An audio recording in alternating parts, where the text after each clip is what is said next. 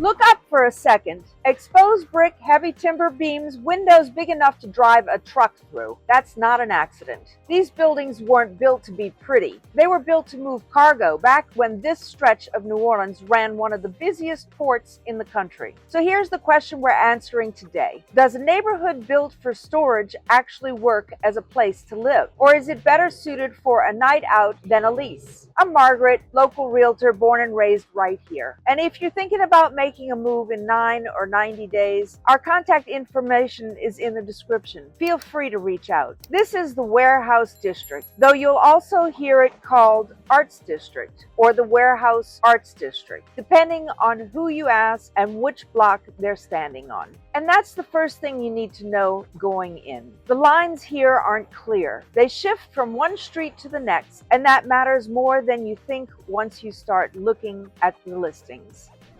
What and where is the Warehouse District? So let's get into where this neighborhood actually sits. Broadly, you're looking at the area just upriver from the CBD, tucked between the Mississippi River on the one side and the Lower Garden District on the other. It's not big. You can walk the whole thing in about 20 minutes. The core runs along Julia Street, Camp Street, Magazine, Chapatulas, and the Convention Center Boulevard. These 5 streets are your anchor points, and almost everything worth knowing about this neighborhood happens somewhere between them. Now here's where it gets a little confusing for buyers. You'll see the same building listed as Warehouse District in one spot, Arts District in another, and CBD somewhere else, even though the properties might be 4 blocks apart. Nobody's trying to mislead you. The neighborhood just doesn't have hard official lines, so agents and listing sites use whatever label fits the vibe of that particular block. And the vibe changes fast. Get up near Poydras Street and you're surrounded by office towers, hotel entrances, event venues, valet stands. It feels like downtown because it is downtown. But walk a few blocks towards Julia and the Convention Center and the whole feel shifts. Suddenly you're looking at old brick facades, loading bays, cast iron columns, buildings that still look like what they used to be. Keep walking down the Lower Garden District and it changes again. The industrial edge softens, the streets get a little quieter, a few more residential touches start showing up between the galleries and the restaurant. So what you end up with is a small footprint holding 3 or 4 different personalities, block by block. That's not a flaw. It's just something you need to understand before you start narrowing down where in the Warehouse District you actually want to be, because Warehouse District on its own doesn't tell you nearly enough.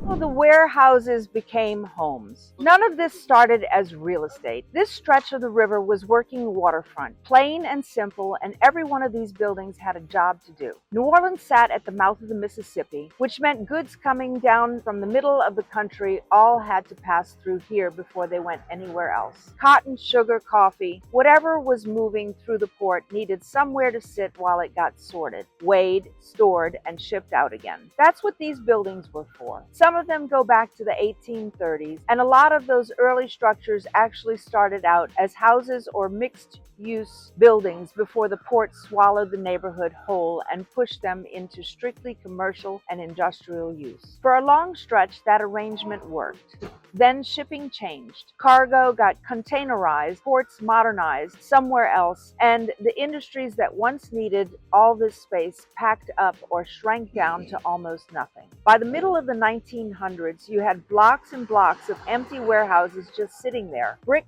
shells with no real purpose left. That's the state this neighborhood was in for decades. Then 1984 happened, and the Louisiana World Exposition landed right here. The fair itself didn't run long and it didn't turn a profit, but it did something more lasting. It put this stretch of riverfront back on the map. People started looking at these old buildings and seeing potential instead of decay. The real shift came in the 1990s. That's when developers started buying up these empty warehouses and turning them into something new. Galleries first, then hotels, then loft-style residences carved right into the old bones of the buildings. Brick stayed exposed. timber stayed rough. Nobody was trying to hide what these buildings used to be. They were just giving them a new job. And that's really the difference between this neighborhood and the French Quarter, even though they sit just blocks apart. The Quarter is Creole cottages, wrought iron balconies, pastel stucco, all of it built from the start to be residential and ornamental. The warehouse district is brick, cast iron columns, oversized windows built for loading docks, not curb appeal. It's a different kind of beautiful, and it comes from function, not decoration. So when you buy into a loft here, you're not buying a New Orleans set stage. You're buying an actual piece of the working port city, repurposed instead of replicated. That distinction matters to a certain kind of buyer. And if that matters to you, this neighborhood delivers something you genuinely can't get anywhere else in the city. What the homes actually feel like. So let's talk about what you're actually buying, because it's not what most people picture when they think New Orleans. This is condo territory. Apartments, lofts, units stacked inside converted buildings. You're not going to find a detached house with a yard here. And if that's what you want, this isn't your neighborhood. That's not a knock. It's just how the housing stock shook out once these buildings went residential. Walk into most lofts here and you'll see the same bones repeated. Exposed brick, ceilings that stretch way higher than anything built today. Windows that flood the room with light. Wooden beams left rough instead of covered up. Open floor plans with barely a wall between the kitchen and the living room. It's a look you can't fake in new construction, because it comes from the building used to be, not from a design choice. But that open layout cuts both ways. Fewer walls mean less privacy, especially in a one-bedroom where the bedroom's really just a corner with a door. Some of these older buildings still have their original windows too, which look great and do almost nothing for you in July or when a truck idles outside at 6 in the morning. And depending on which side of the building you land on, some units barely see daylight at all, especially lower floors facing another building instead of the street. Now, not every building here is stuck in 1995. You've got a real split between the early conversions and the newer developments that came in with modern kitchens, gyms, pools, rooftop terraces, concierge service, the whole package. Same brick shell on the outside, sometimes completely different experience once you're inside living there day to day. And here's what a lot of buyers miss. You're not just buying a unit, you're buying into a building, and that building comes with its own set of questions you need answered before you sign anything. What shape is the association in financially? What are the monthly fees actually covering? Is parking included, or is that a separate cost? Maybe a separate deed? Can you even rent this place out short term, or does the association ban it outright? What's the insurance situation? Is there a pending assessment nobody's mentioned yet? And how old is the roof? How old are the elevators? These questions matter more here than in a lot of other neighborhoods, because these are older buildings carrying newer expectations. Price-wise, the range is wide. You've got modest studios on the low end, and you've got units pushing past $1 million once you get into the bigger, better located, better finished spaces. But treat any number you see online as a starting point, a promise. A listing price is not a promise. A listing price is a snapshot of what someone's asking, not what the place is actually going to sell for. And in a market this varied, that gap can be bigger than you'd expect. The Arts District Identity and the World War II Museum. Now remember, we mentioned the Arts District name earlier. Here's where that actually comes from. Julia Street, where we're standing right now, built that reputation one gallery at a time, decade after decade, until the art crowd just started calling the whole area by a different name than the real estate crowd did. Walk that block today and you'll still see it, gallery after gallery, glass storefronts showing off paintings and sculpture and photography, all inside the same brick walls we've been talking about. Camp Street is where that identity gets official. That's home to the Contemporary Art Center, and their whole reason for existing is pushing boundaries, showing work that's current, sometimes uncomfortable, always contemporary in the real sense of the word. Not historical, not safe right now. Cross the street and you get the flip side of the coin, the Ogden Museum of Southern Art. Where the CAC looks forward, the Ogden looks at where Southern art's actually been, collected collecting and showing work rooted in this region specifically, painting, folk art, photography, the whole range of what Southern means when you take it seriously as a subject instead of a stereotype. But here's the thing that makes this different from a museum district in most cities. The art doesn't stay inside those two buildings. It spills onto the sidewalk. Smaller galleries fill in the gaps between the CAC and the Ogden, so you're not walking from one campus to another. You're walking through a strip where art is just what's in the windows on both sides of the street. That's a different experience than driving to a museum for 2 hours and driving home. And once a year, that energy gets turned up. White linen night takes over the street. Galleries stay open late, everybody's dressed in white, and the whole neighborhood turns into something closer to a block party than a gallery stroll. If you own a place near Julia Street, that's a night your street looks nothing like it does the other 364 days of the year. Now, all of that is happening a few blocks from something on a completely different scale. The National World War II Museum isn't a single building, it's a campus at this point. Multiple pavilions, immersive exhibits, a theater running a big screen production, restaurants on site, and even its own hotel, the Higgins, sitting right there as part of the complex. That kind of draw changes a neighborhood. You're not just pulling in gallery visitors or dinner crowds anymore. You're pulling in families driving in from out of state, tour buses, people who came to New Orleans specifically for this museum and are spending a full day inside it. That's more restaurant traffic, more foot traffic, a different rhythm than the nightlife crowd the warehouse district is known for otherwise. But if you're looking at a specific unit, this is exactly where you need to slow down and ask which street it actually faces. A loft tucked into a quiet street 2 blocks off the museum lives completely differently than a unit that looks straight out onto a hotel entrance or sits on the route every day everybody walks from parking to the front doors. The same neighborhood, same price range maybe, totally different day-to-day experience depending on which way your windows point.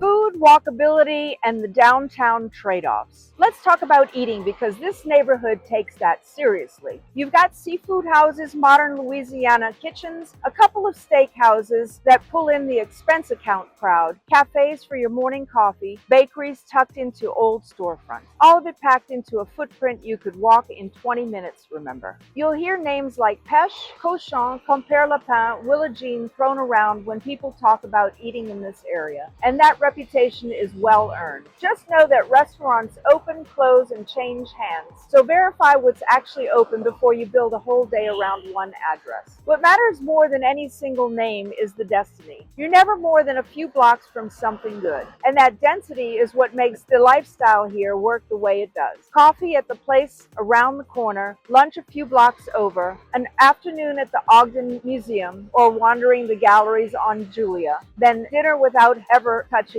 your car keys. That's a real day you can have here, not a brochure version of one. But here's where it gets harder. And this is the question people forgot to ask. Where do you get groceries? Where's the pharmacy? Who's walking your dog while you're at work? And where do you buy dish soap on a Tuesday night? Those basics, the stuff that isn't a special occasion, still often mean a car trip or a delivery app. You can build an incredible weekend here. Building an ordinary Tuesday takes a little more planning. Now, walkability outside the neighborhood itself is genuinely strong, depending on where exactly you land. The CBD is right here. The convention center is close enough to walk to in heels if you had to. The French Quarter's an easy stroll for most of the district, and even the Superdome's within reach if you're not dragging your feet. But within reach changes a lot depending on which block you're standing on. So don't assume every address in the warehouse district has the same walk to everywhere else downtown. Parking is the piece nobody thinks about until they own it. Street parking is limited and gets eaten up fast, especially with the convention center a few blocks away pulling in event traffic that fills every open spot per block in every direction. A lot of buyers just assume the building handles it, but sometimes it does, but you need to ask specifics. Does this unit come with one parking space or two? And is that space actually deeded to you or just assigned? Is the garage 24 hours or does it lock you out after a certain time? Is there guest parking for when someone's visiting, or are you sending them to a garage 3 blocks away? And what happens to the garage during a power outage? Does the gate still open? Do the lights still work?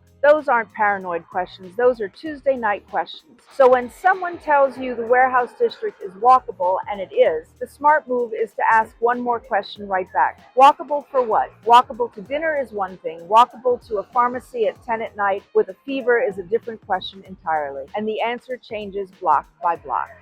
Noise, resilience, and who it's actually for. Let's talk about noise, because this is where a lot of buyers get surprised after closing instead of before. It's not a neighborhood-wide setting you can just look up. It changes floor by floor, block by block, sometimes wall by wall. An interior courtyard unit tucked behind a building can feel almost monastery quiet, while a street-facing unit 2 floors up from the restaurant patio or a hotel entrance lives in a completely different sound world. And the sources here are specific to this kind of neighborhood. Delivery trucks idling before sunrise. Garbage collection that seems to always hit your block at the 1 hour you're trying to sleep in. Construction because somebody's always converting something around here. Sirens since you're close to downtown corridors. Bar traffic on the weekends. And during a convention week, a whole different volume of foot traffic and street noise that doesn't show up any other time of the year. So here's the actual homework. Don't just tour a place on a quiet Tuesday afternoon and call it done. Go back at night. Go back on the weekend. Stand in the unit for 10 minutes and just listen instead of looking at the countertops. And ask the question most buyers never think to ask. What's the flooring situation in the unit above you? Hardwood over an old timber ceiling with no rug and no underlayment sounds completely different from carpet, and in a building with these bones, that's not a small detail. Safety works the same way noise works. It doesn't apply evenly across the whole district. One block can feel completely secure and the next block over can feel like a different place entirely, especially once you're past the restaurant strips and into the quieter stretches at night. So instead of asking, is the warehouse district safe, which is really too broad a question to answer honestly, ask about the building. Is there secured entry? Is it actually enforced, or does the door just not latch right? Is the block well lit at night? Those details tell you more than any general reputation the neighborhood has, good or bad. Now, flood and resilience, because this is river adjacent, historic construction, and that combination comes with its own checklist. You want to know the flood zone the building sits in and the elevation and what that means for your insurance requirements before you fall in love with exposed brick and forget to ask. Beyond that, ask how the building actually performed during the past storms, not how the new lobby looks. Did the elevators go down and stay down? Did the parking garage flood? Is there a generator, and does it run the elevators and the garage gate, or just the hallway lights? Those answers tell you what your life actually looks like the week after a bad storm, which matters a lot more than what the building looks like on a sunny Tuesday. So who actually thrives here? Professionals working downtown who want to walk to the office instead of fighting traffic. Frequent travelers who want to lock the door and leave for 3 weeks without thinking about a lawn or a leak. Empty nesters done with yard work. Second home buyers who want a New Orleans base without a second full-time house to manage. And people who generally love the loft look, exposed brick and big windows and open rooms, not as a style they're settling for, but as the thing they actually wanted. And who doesn't belong here, plainly? Anyone who wants a yard. Anyone who wants free, easy parking right outside their door every night. Anyone who needs total quiet as a baseline, not an exception. And anyone picturing a traditional family street with a stroller on the sidewalk and neighbors on the porches. That's a real version of New Orleans too. It's just not this one. So the real question isn't whether this is a good neighborhood, because clearly it is for the right person. The question is whether it fits how you actually live, which is exactly what we need to look at now with some real numbers.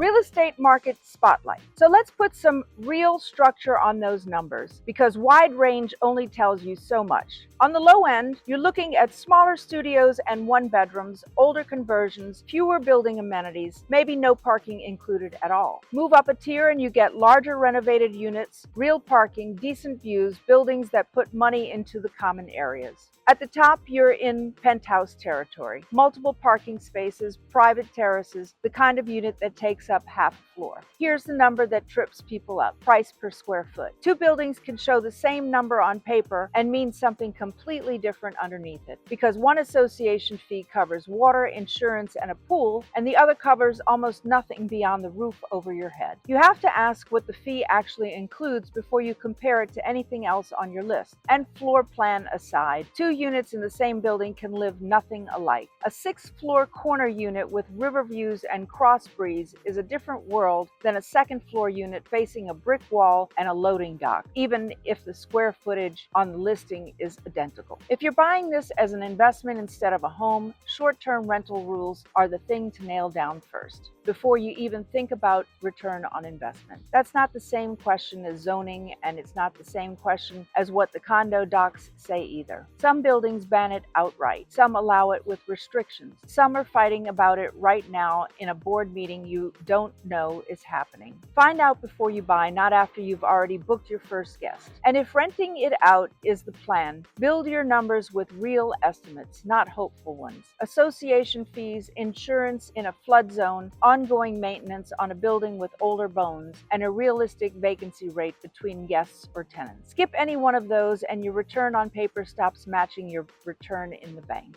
So here's the order I'd walk through it in every time. Start with the unit itself: floor, orientation, condition. Then the building, amenities, age, how it's held up then the association, finances, fees, rules on rentals. Then the block, because as we've covered, the block changes everything else about how you actually live here. Skip that order and you end up falling for a kitchen instead of buying a building you can live with.